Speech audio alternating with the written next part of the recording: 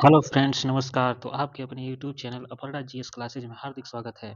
तो दोस्तों, इस वीडियो में हम बात करेंगे सामान्य अध्ययन से एमसीक्यू रिलेटेड क्वेश्चंस हैं। तो यहाँ पे देखेंगे, पहला प्रश्न देखते हैं। कोरी निवेशिका जिस पर स्थित है वह है कक्ष की खाड़ी, खंभात की खाड़ी, कक्ष का लिटिल रन या कक्ष का रण। तो इसका जो सही जवाब हो जाएगा कक्ष का रण, इसका सही जवाब हो जाएगा। कोरी निवेशिका कच्छ के रण में स्थित है, जो भारत के गुजरात राज्य तथा पाकिस्तान के सिंध प्रांत के बीच दलदली भूमि है। नेक्स्ट प्रश्न देखते हैं। नागार्जुन सागर परियोजना जिस नदी पर अवस्थित है वह है भद्रा नदी, भीमा नदी, गोदावरी नदी या कृष्णा नदी। तो यहाँ पे देखेंगे इसका सही जवाब क्या होगा। तो इसका सही जवाब हो जाएगा कृष्णा नदी। नागार्जुन सागर परियोजना कृष्णा नदी पर अवस्थित है और इस परियोजना का उद्देश्य शक्ति उत्पादन एवं सिंचाई है। यह परियोजना आंध्र प्रदेश में है। यह परियोजना आंध्र प्रदेश में है, आंध्रा में। जिसके लिए चुनार प्रसिद्ध है वह है कांच उद्योग, सीमेंट उद्योग, बीड़ी उद्योग या उपर्युक्त में से कोई नहीं। तो इसका सही जवाब हो जाएगा सीमेंट उद्योग। चुनार सीमेंट उद्योग के लिए प्रसिद्ध है। और चुनार कहाँ पे है? तो चुनार देखेंगे दोस्तों, ये मिर्जापुर में है। मिर्जापुर। चुनार उद्योग सीमेंट के लिए प्रसिद्ध है। चुनार सीमेंट उद्योग के लिए प्रसिद्ध है, जो मिर्जापुर में है। और उत्तर प्रदेश में सीमेंट के कारखाने और भी जगह हैं, जैसे दादरी गौतम बुद्ध नगर में, चुनार मिर्जापुर में, चुर्क सोनभद्र में तथा डल्ला सोनभद्र में। ये सब सीमेंट उद्योग हैं उत्तर प्रदेश के। कौन सी तिथि थी जब मुस्लिम लीग ने पाकिस्तान दिवस मनाया था? 25 अप्रैल 1920, 5 फरवरी 1922, 14 जुलाई 1942 या 23 मार्च 1943। तो इसका सही जवाब हो जाएगा 23 मार्च 1943 को मुस्लिम लीग ने पाकिस्तान दिवस मनाया था। 1942 के भारत छोड़ो आंदोलन के नेताओं को अंग्रेजी सरकार ने दमन चक्र चलाकर जेलों में बंद कर दिया था। परंतु दूसरी ओर मोहम्मद अली जिन्ना के नेतृत्व में मुस्लिम लीग ने 23 मार्च 1943 को पाकिस्तान दिवस मनाया तथा सभी मुस्लिमों को कहा गया कि पाकिस्तान ही मुसलमानों का राष्ट्रीय उद्देश्य है। 1857 के स्वाधीनता संघर्ष की वीरांगना महारानी लक्ष्मीबाई की जन्मस्थली है। आगरा में, झांसी में, वाराणसी में या वृंदावन में। सही जवाब हो जाएगा वाराणसी में। जल में वायु का बुलबुला जिसकी भांति व्यवहार करेगा वह है उत्तल दर्पण, उत्तल लेंस, अवतल दर्पण, अवतल लेंस। तो इसका सही जवाब हो जाएगा अवतल लेंस, ऑप्शन नंबर डी, अवतल लेंस। पानी में डूबा हुआ वायु का बुलबुला जिसकी सतह उत्तल होती है, यह अवतल लेंस की भांति व्यवहार करता है, क्योंकि पानी का अपवर्तनांक वायु से अधिक होता है। क्षेत्रफल और आयतन के आधार पर विश्व की सबसे बड़ी झील है। तो क्षेत्रफल और आयतन के आधार पर देखेंगे तो विश्व की सबसे बड़ी झील अरब सागर, कैस्पियन सागर, बैकाल झील या मिशिगन झील। तो इसका जो सही जवाब हो जाएगा क्षेत्रफल और आयतन के आधार पर अगर देखें तो इसका कैस्पियन सागर राइट आंसर हो जाएगा।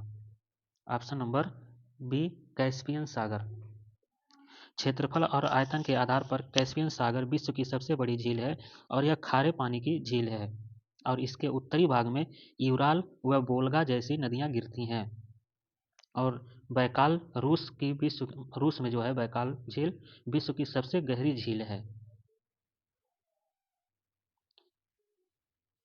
विश्व के सबसे छोटे महाद्वीप हैं ऑस्ट्रेलिया और अंटार्कटिका, अंटार्कटिका और यूरोप, ऑस्ट्रेलिया यूरोप, ऑस्ट्रेलिया और दक्षिण अमेरिका। तो इसका राइट जवाब हो जाएगा ऑस्ट्रेलिया और यूरोप।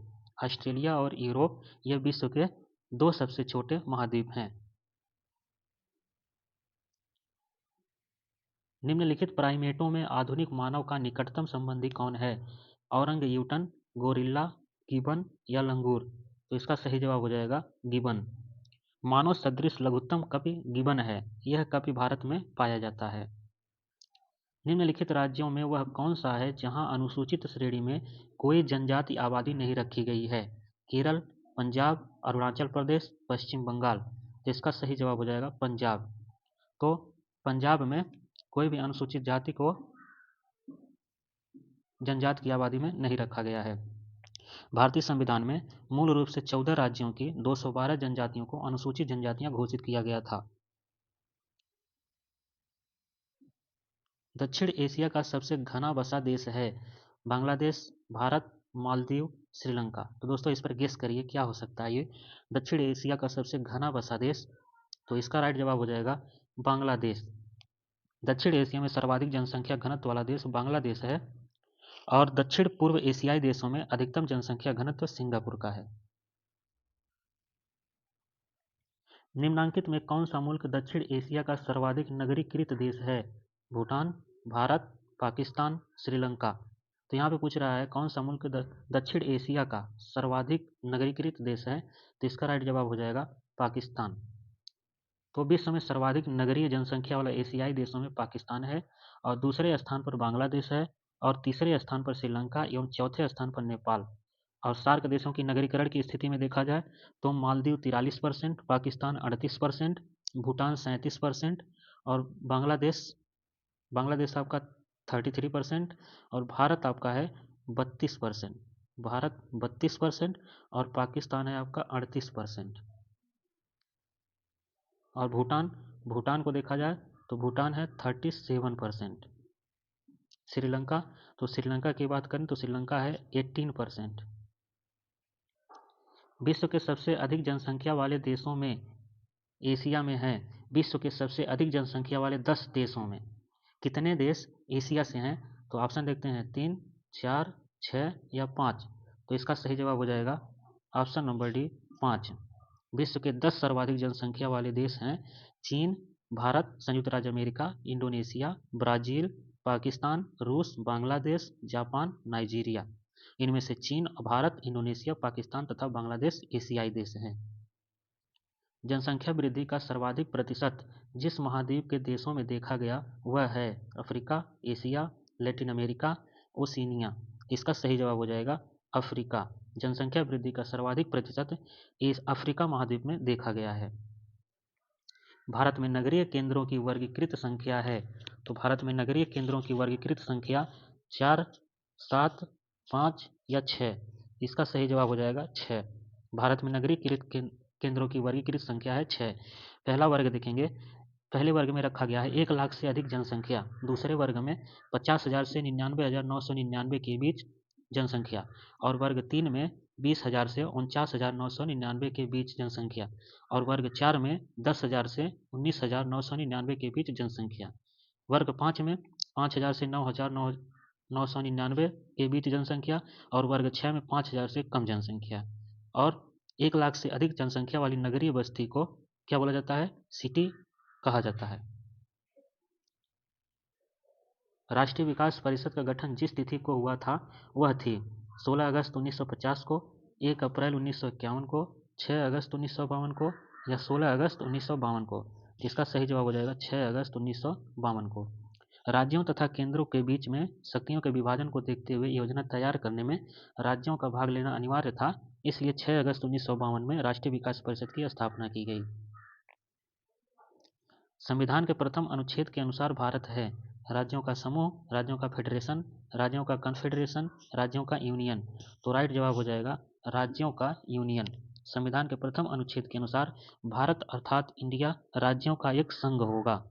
राज्य और उनके राज्य क्षेत्र वे होंगे जो पहली अनुसूची के विनिर्दिष्ट हैं। निम्नलिखित में से कौन सा क्षेत्रीय राजनीतिक दल है? तो इसमें देखते हैं पहला ऑप्शन कांग्रेस, भाजपा, सीपीआई, अकाली दल।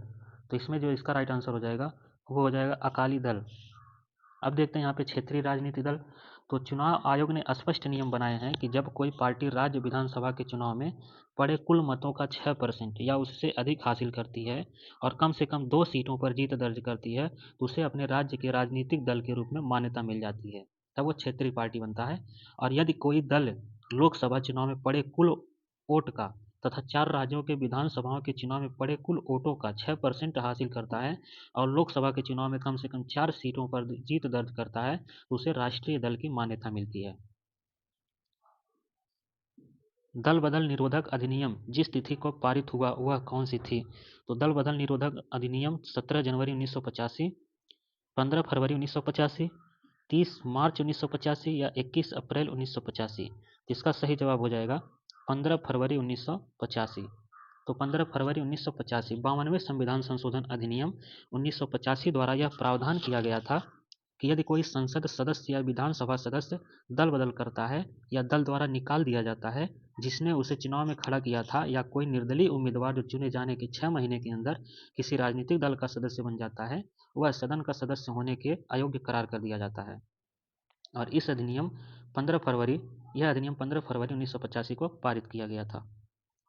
सेतु समुद्रम परियोजना जिन्हें जोड़ती है वह है पाक खाड़ी और पाक जलसंधि, पाक खाड़ी और बंगाल की खाड़ी, कुमारी अंतरीप और मन्नार की खाड़ी, मन्नार की खाड़ी और पाक की खाड़ी। तो इसका राइट आंसर हो जाएगा मन्नार की खाड़ी और पाक खाड़ी। सेतु समुद्रम परियोजना इन्हीं दोनों को जोड़ती है। सेतु समुद्रम नौवहन नहर परियोजना में भारत व श्रीलंका के मध्य 2 नहर बनाकर पाक जलडमरू मध्य और मन्नार की खाड़ी को जोड़ने का प्रस्ताव है। उत्तर प्रदेश की 11वीं पंचवर्षीय योजना में औद्योगिक विकास की जो दर निश्चित की गई वह है, तो इसमें कौन सी 11वीं पंचवर्षीय योजना में औद्योगिक विकास की दर निश्चित की गई थी? 8%, 8.5%, 10%, 10.5%। तो इसका सही जवाब हो जाएगा 10.5%। इसका राइट जवाब होगा। अब देखते हैं आलू में ब्लैक हार्ट का कारक कौन है? तांबे की कमी, तांबे की कमी, बोरान की कमी, ऑक्सीजन की कमी, पोटेशियम की कमी। इसका सही जवाब हो जाएगा ऑक्सीजन की कमी। आलू भारत की प्रमुख सब्जी फसल है। आलू में ब्लैक हार्ट का कारक ऑक्सीजन की कमी है। ब्लैक हार्ट से आलू अनियमित आकार का पैदा होता है। आलू के हेलो हार्ट का कारण उसकी तीव्र वृद्धि है।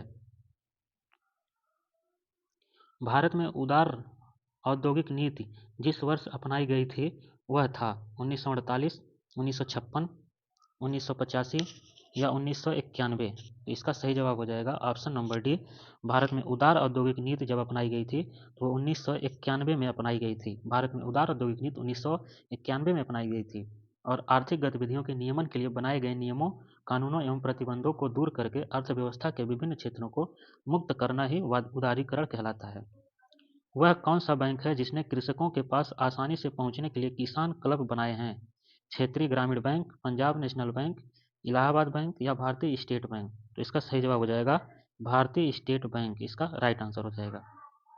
न्यूनतम समर्थन मूल्य का निर्धारक है भारतीय कृषि अनुसंधान परिषद, राज्य सरकार, कृषि लागत एवं मूल्य आयोग, इनमें से कोई नहीं। इसका सही आंसर हो जाएगा कृषि लागत एवं मूल्य आयोग। न्यूनतम समर्थन मूल्य वह मूल्य दर है जिस पर सरकार किसानों द्वारा बेची जाने वाली अनाज की पूरी मात्रा क्रय करने के लिए तैयार हो।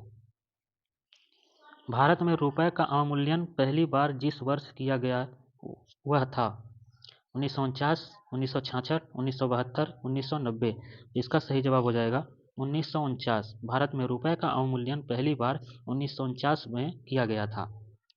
नेक्स्ट देखते हैं विश्व व्यापार संगठन जिसका अंग है वह है अंतर्राष्ट्रीय मुद्रा कोष, संयुक्त राष्ट्र संघ, एक अमेरिकी व्यापार संगठन या गैट सदस्यों द्वारा स्थापित एक अंतर्राष्ट्रीय व्यापार संगठन। तो इसका राइट जवाब हो जाएगा ऑप्शन नंबर डी। गैट से क्या तात्पर्य है? Geneva agreement for trade and transport, general agreement on tariffs and trade, guidelines for assisting tariff and trade, government association for trade and transport. इसका सही जवाब हो जाएगा general agreement tariffs and trade. इसको लिख सकते हैं हम GATT, गैट GATT। व्यवसाय के अंतर्गत आता है केवल व्यापार, व्यापार और उद्योग, उद्योग और वाणिज्य, व्यापार उद्योग एवं वाणिज्य। तो इसका राइट जवाब हो जाएगा व्यापार उद्योग एवं वाणिज्य। तो दोस्तों अभी तक चैनल को सब्सक्राइब नहीं किए हैं तो कर लें। कंटेंट आपको अच्छा लगा तो चैनल को जरूर शेयर करें। जिस सिद्धांत पर ऑप्टिकल फाइबर कार्य करता है वह है पूर्ण आंतरिक परावर्तन, अपवर्तन, प्रकीर्णन या व्यतिकरण। तो इसका राइट जवाब हो जाएगा पूर्ण आंतरिक परावर्तन। तो दोस्तों वीडियो कैसी लगी आप कमेंट बॉक्स में ज़रूर बताएं कमेंट करके। तो दोस्तों अगर नए हैं तो चैनल को सब्सक्राइब करके चैनल से जुड़ जाएं। ऐसे ही कंटेंट आपको मिलते रहेंगे डेली। किसी भी एग्जाम की तैयारी करते हैं GS तो सेम होता है, और GS के लिए आप इससे ज़रूर जुड़ें। हम तो आपसे ही बोलेंगे कि इस चैनल को तुरंत सब्सक्राइब करके जुड़ जाएँ। तो मिलते हैं दोस्तों नेक्स्ट वीडियो में, तब तक के लिए नमस्कार।